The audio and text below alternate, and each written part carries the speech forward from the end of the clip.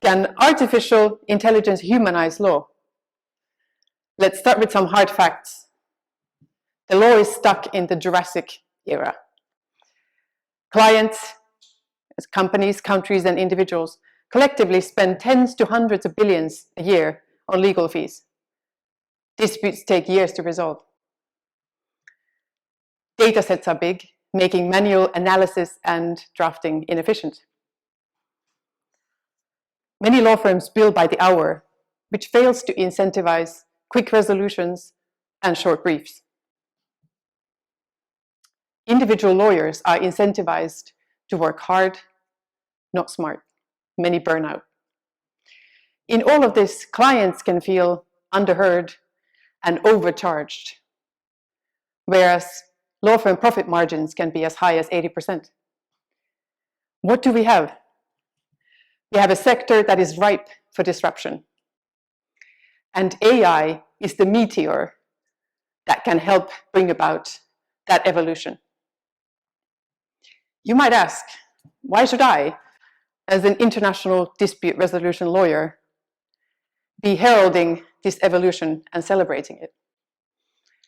The human story. I grew up in the woods in Finland, building dens, looking after my pet gerbils, stray dogs, caring for my many cousins and siblings. But little did I know that my caring instinct would lead me to read philosophy, politics, and economics at Oxford University. And I want to share with you an afternoon, one May. I'm sitting on my philosophy tutor's couch. The afternoon sun is streaming in. There's a whole library of wisdom around me. And there's a magnificent magnolia in bloom outside. And we're discussing Plato and Aristotle. And I realized in that moment that I loved Plato's and Aristotle's view of a fair and just society. And so I decided to go read law at University of Cambridge. And moreover, went on to do international dispute resolution law to bring about justice. Fast forward. I spent 17 years in big law firms, in the best law firms, looking after the best cases, getting excellent technical training, enjoying my clients and colleagues. But I realized that perversely, the law is often not about justice. And Plato would think that's tragic, and many kids actually agree. The US Law School Admissions Council reports that 75% of students are motivated to help others. But once we start practicing, the stats look very different. Bloomberg Law reports that lawyers feel burnt out 48% of the time. That's a really high number. Another statistic shows that lawyers rate the meaningfulness of their work at 2.6 out of 5, also very low. How did we end up here? Let's go back to the hard facts. We focus on the wrong things. We focus on the billable hour and on generating volumes and running processes over a long period of time. We don't focus enough on resolutions and on leading well.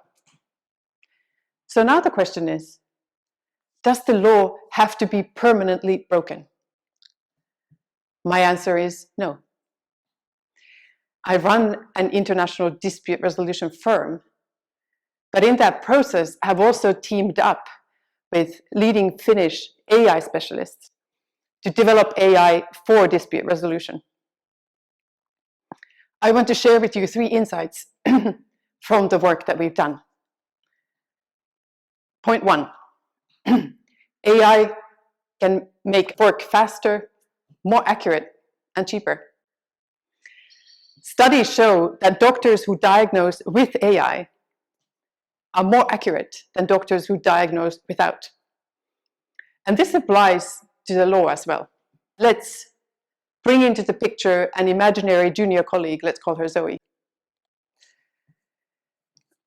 With the help of AI, we can be sure that no crucial bit of evidence was missed. Our evidential universe is complete. by using AI, we also get faster at that research. Client pilots that we've done show that a task that might have taken the client 10 hours previously now took a minute using the AI. And obviously what's crucial here is that our AI brings all of the original sources so that Zoe can verify quickly that the research is accurate. Outcome?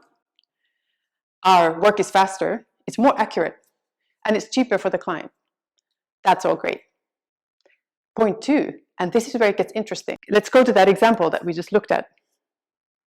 By using AI, Zoe gets involved in the interesting strategic tasks of the law earlier on in her career.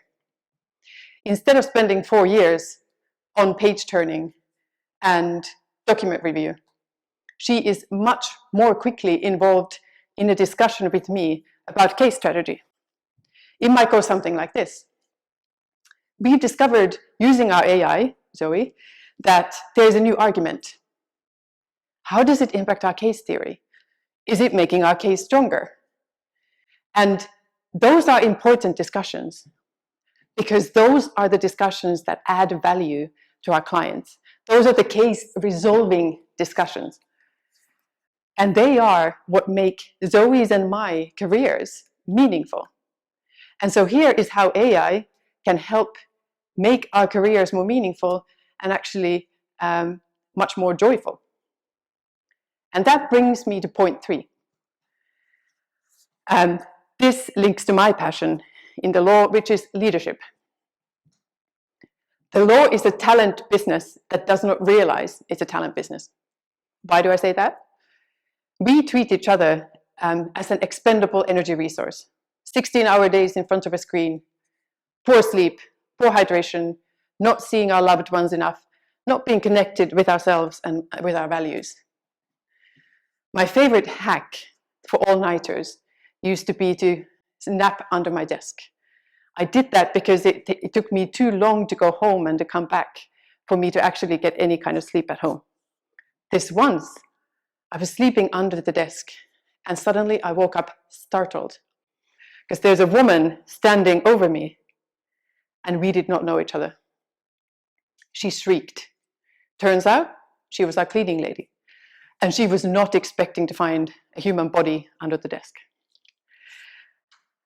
My kind husband ordered an IKEA sofa for my office so that this would not happen again. But no matter how comfortable your sofa is, it is not a solution to the structural problems of our sector. And that structural problem is where AI can help. And when you think about it, we lawyers perversely think of ourselves as robots. We've all heard the expression, that guy or girl, they're a machine. There's an interesting contrast with sports. My 7-year-old Teddy loves football. We watch it and we read all about it. And when you see a player come off the field, they're being interviewed, and the question often is, how are you feeling? There's a recognition in sports that the feeling is an integral part of the performance, but we have shut it off from the law. We need to bring it back.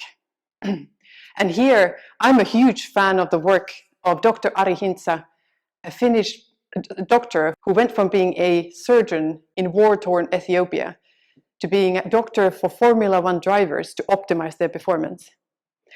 Dr. Hintsa watched long-distance runners in Ethiopia, and he realized that the ones who were the fastest on track were doing something clever off the track. And the clever thing was that they had their nutrition, recovery, sleep, relationships, and their values all in balance. And having that balance, which is what Dr. Hintsa calls the core, all in balance, allows for the fastest run for the hardest wins on the track. We need to do the same in the law. We need to treat ourselves as elite athletes. And by bringing AI into the equation to do heavy lifting, we can focus on optimizing our cognitive performance. We can harness the parts that actually really add value to clients.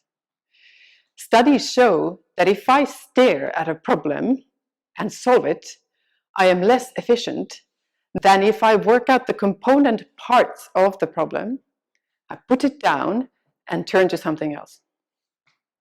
If Zoe looks at the problem, goes for a run, or takes her twins for a swim, her brain solves it faster. And that matters because we are in the business of resolving things. We are in the business of bringing the best creative ideas. So yes, we work hard, but above all, we work smart with the help of AI. What's next? Let us move away from fear, from the fear of being replaced by robots. Let's view AI as a dialogue with the supervising lawyers. What happens when we do that? We give power back to clients. We give joy back to lawyers. We create sustainable law firm profit margins. We create a world in which everybody wins.